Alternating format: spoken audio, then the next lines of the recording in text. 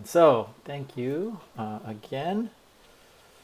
We will be doing this more Elixir, more Phoenix, doing a lot of layouts and stuff today. So, let's see, where did we off? So last time we left off, it looks like we were here in the controller trying to get a programmatic list of to-dos rather than having to manually type out all the to-dos, one, two, three, just like that. So we're in here and we're still going through the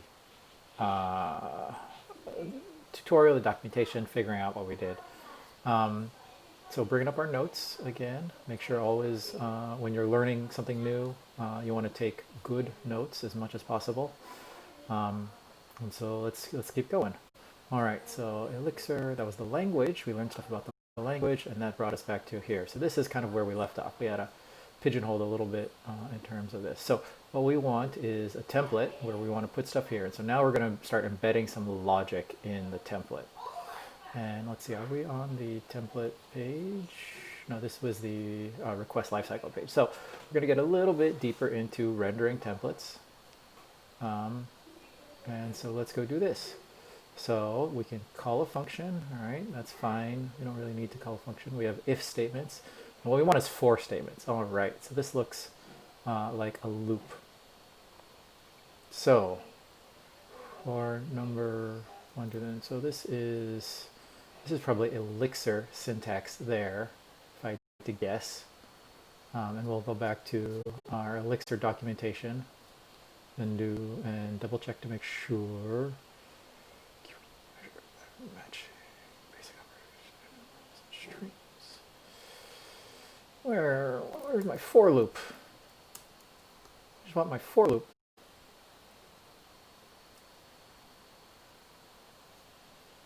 For loop. So the reason you don't see for loops in Elixir is that it's really designed. They call them comprehensions, right? The whole point of Elixir is to be a little bit more, I don't know, functional-ish maybe. And the idea, instead of imperative where you're just kind of looping through things, right? You're just saying, rather than iterate and modify state, right? I want to pass a list of things and then do something against that list, right? And it's a little bit different than the classical imperative way of saying, do 1, then do 2, then do 3, then do 4, 1, do this, 4, 2, do this, 4, 3, do this, right? Elixir wants to see kind of operations kind of batch together, right? I'm passing chunks of things, lists of things down, as I do them. All right. So they don't even call them for loops. They call them comprehensions here, which is what we got going. So that means that in our syntax here, right, this is a comprehension taking 1 to 10 and putting it in number. Right.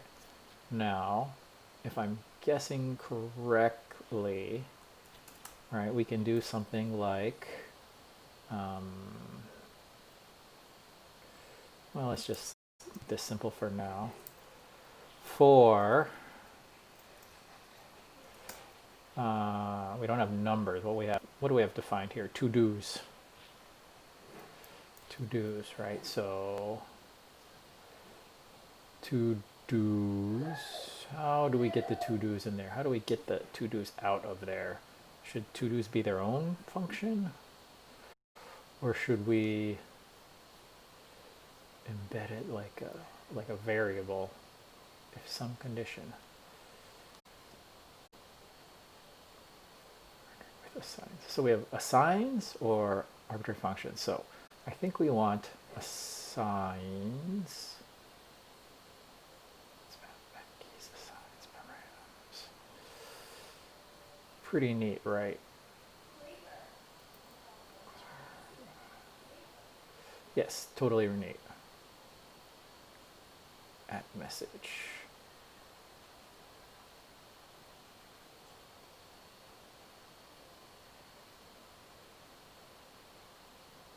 Okay, so render. What am I doing here? All right, so I've got a.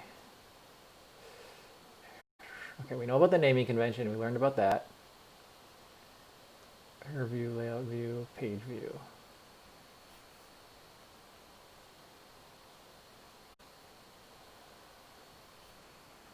Okay, error view, layout view, page view.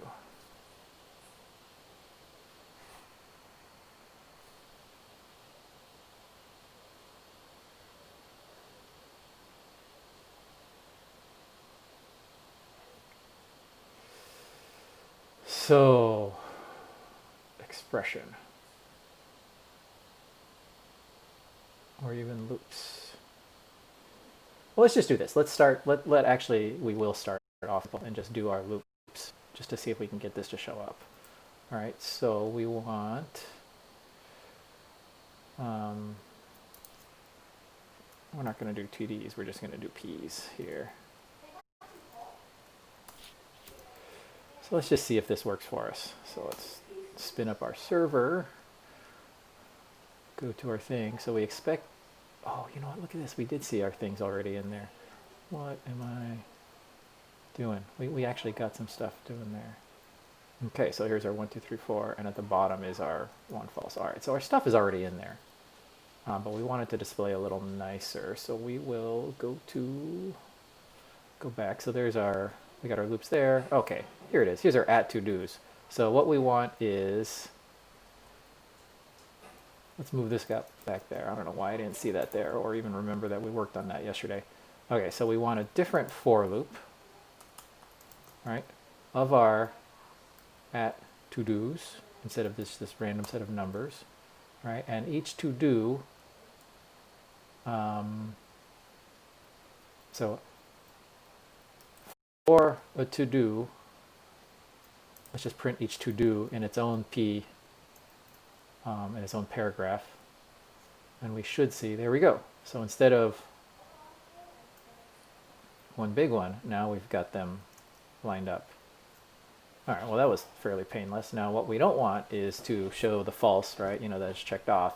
What we really want is something like this, right? Where it is, let's see, what was our, how did we define our to's again? To-dos equals, so this is to-do the variable, and this is to-do the key. So to-do 1, false. So what we need is the first one should go, we need an if statement. What was the if statement?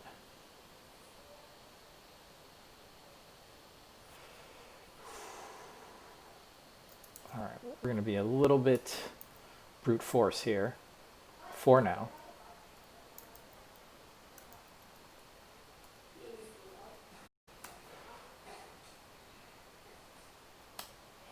Input type checkbox.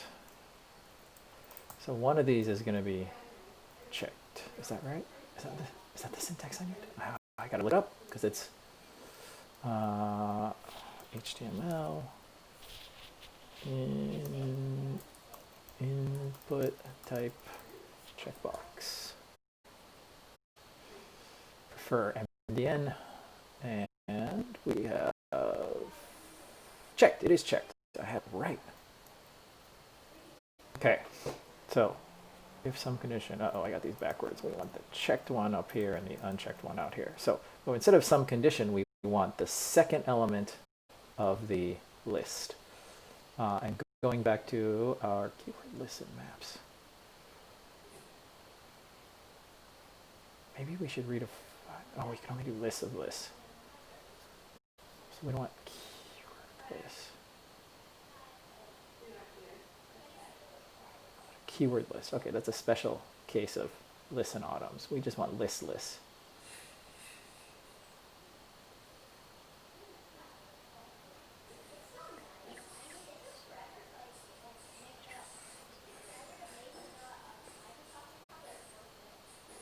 HD, the head of the list, the tail of the list. So we want the tail. So the to-do is set up of 2 items. All right. So this to-do has 2 items, right? So if we do, instead of some condition, we want tail of to-do.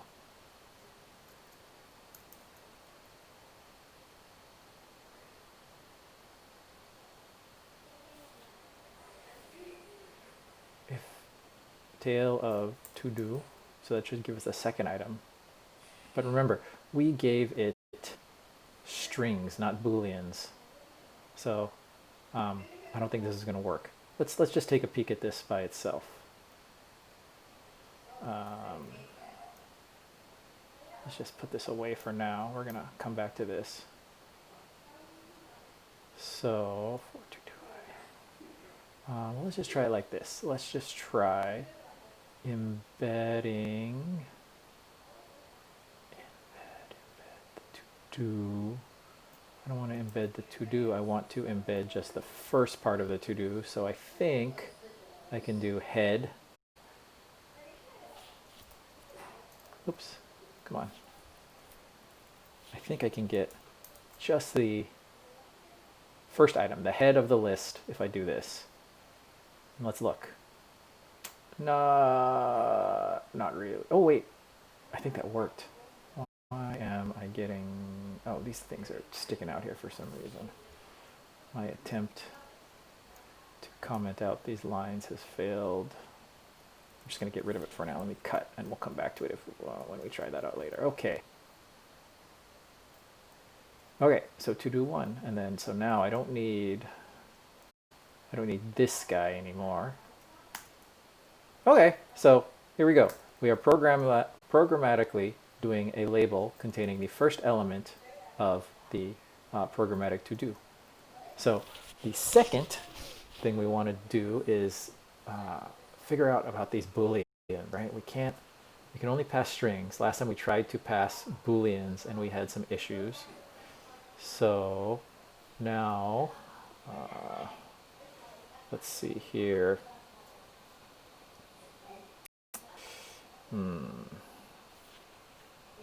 Let's see, what are we doing?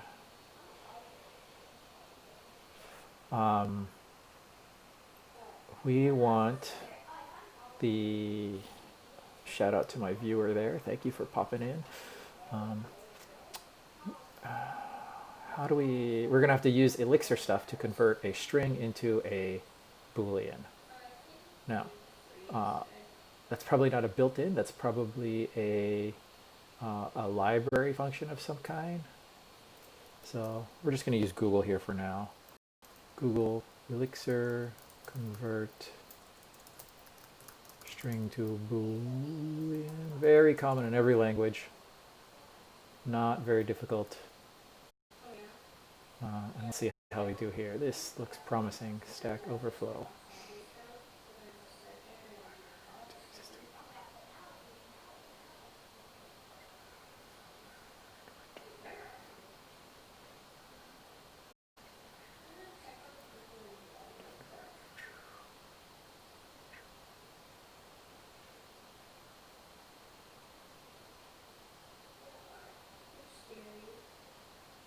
String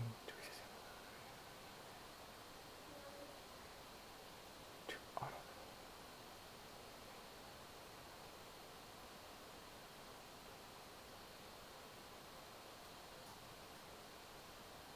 Wannabe bool. That's not what I want.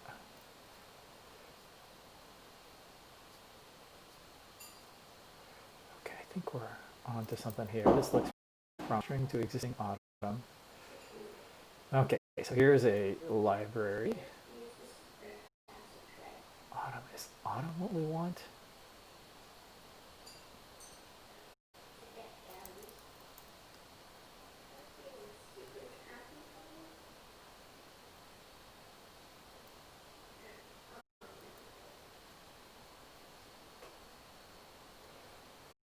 String to,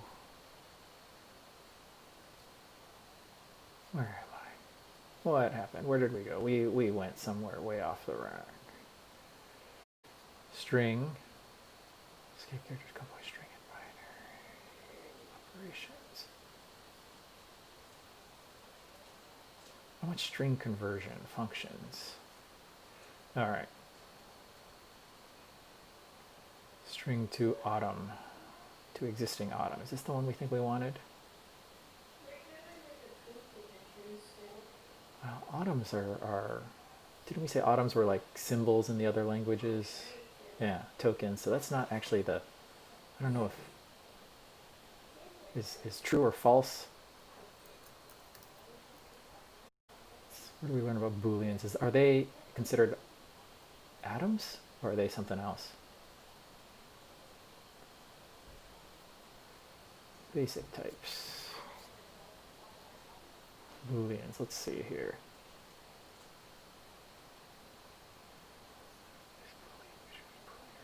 No, it's not.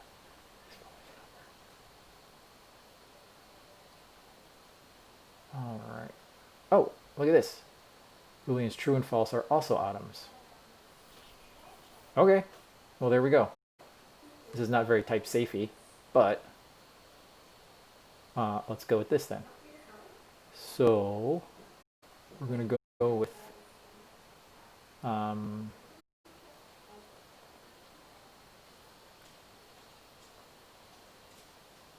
where was it? It was, hey, what happened to my mouse? Don't die on me, mouse. What did happen to this page? Actually, I'll just go back. That page died. All right, so what we had is, so we think if we can do tail of to do, this should print out our false. Oh, I gotta wrap it in this thing. So this should print out our false here. And it does. Now we want to convert this to a Boolean so we can use it in the to existing atom. String to existing atom. Okay, so we want to convert it so we can use it in the if statement. And the if statement looked like this. So if some condition, then we had else and end. And we want the condition to be, instead of if some condition, we want if string dot to existing atom. Oh, what happened there? If string to existing atom. If string to existing atom when we want TL to do, meaning, so if this is, so the string, we're going to get the second item of to do, we're going to turn it into a atom, and that should appropriately trigger our if clause here, such that we can do this guy where if it's true, we want it checked, otherwise unchecked. Now, just to make sure we do this, we're going to make the middle one true so we can test this out. When we look at our, oh, not even close. What do we got here? Macro before compile. What is going on? All right, so let's go to this guy. And let's just make some assumptions on what is the root of our problem. So if we just get rid of this, we think it's something in there. Is it still going to have a compiler error? Nope.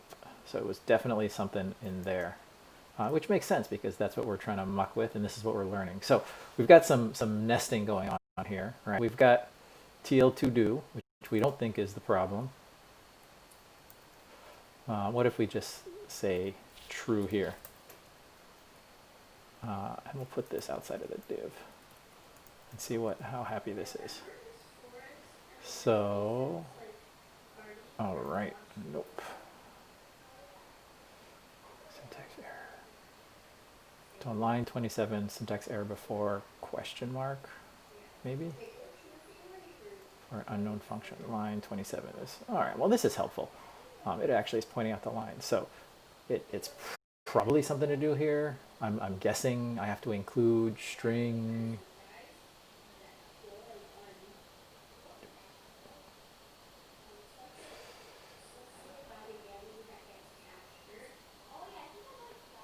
Something about maybe this thing doesn't know what the string library is. buffer, Phoenix template compile, anonymous function for, macro before compile, and we reduce fold, templates, hello to do view. Anonymous function with 4 arguments. 4 arguments? Where am I getting 4 arguments? I don't see anything with 4 arguments. Unless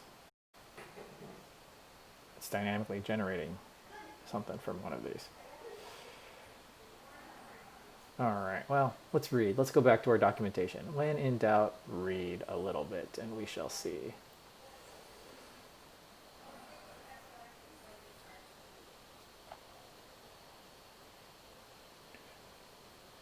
Maybe we should be sending JSON. Maybe assigns are not the way to do it. Remember, we are using assigns right here. We are assigning the to-do list of lists to to-dos, the chunk of data, which we're busting apart there to get an individual to-do. So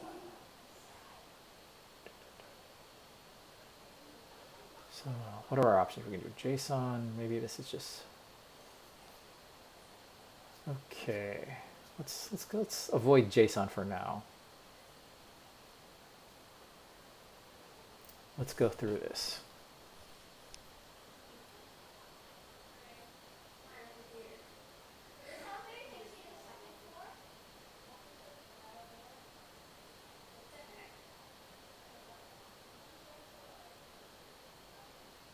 You can use pretty much any Excel. Well, can we be more specific, Mr. Documentation? Can we figure this out? Let's go back to Elixir code.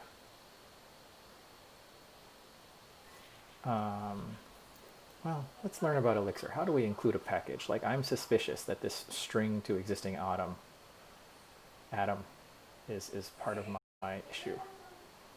All right, so if I just do this here, just to muck around, string to existing atom test. What happens here? How happy or unhappy?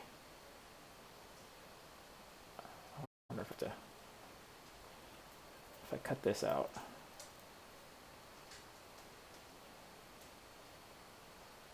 All right, call the zeros to exist. Call the zero argument. What? Did I muck something up? Oops. Underbar. Okay, do your thing, Magic Watcher compiler.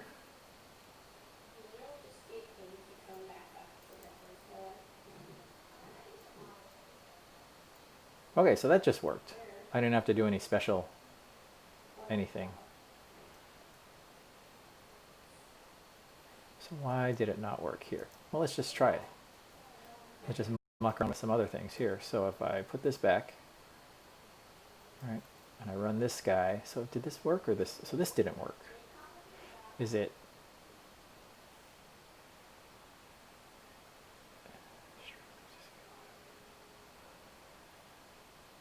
What if I just try and print an atom? What if I just say true? I expect to see all these things checked.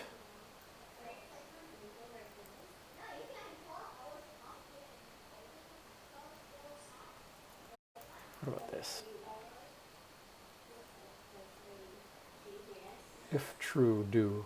All right, well, I've got something going on here that's unhappy. Let's come back to this then.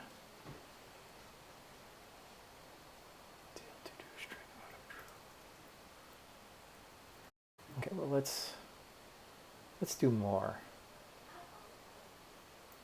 I wonder if there's anything that equals and the not equals is. I'm gonna have to learn that. Okay, let's get rid of this again and just see if we can get this thing to print true as an atom. Okay, so that printed true as an atom, which is fine, which is what we want. Oops. Okay. So what are we doing wrong with this if statement here? All right, I think that's the mystery we're going to dig into next time. So Thank you again for checking us out. Again, little chunks, right? And in fact, we're even going to make a note. Debug this if statement. Next time, same channel, same place, roughly around the same time. This is what we're doing next. I like to make my code fail and kind of leave it so that when I start the next day, I know exactly where I left off. So thank you very much again for taking the time to check us out. And hopefully you are learning Elixir and Phoenix as well and learning how to learn, even more importantly. Thank you very much. Bye.